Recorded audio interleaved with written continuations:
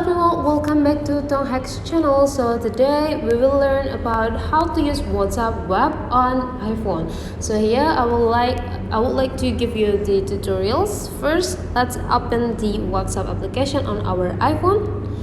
And then if you can see on the below side, there are several options, which is status, calls, communities, chat, and settings. Go to the setting button, and then if you can see that there is a linked device. It means that we want to link the device between our phone into the other device, either laptop or computer. Just click linked device and then click link a device. And now it's time to scan.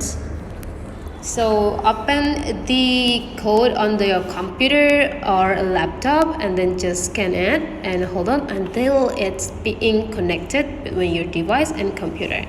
So the computer is already in a process to load your data from your WhatsApp on your phone to get into the laptop or the other device. So that's all for today's information and tutorials. Thank you for watching. Don't forget to like, comment, and subscribe.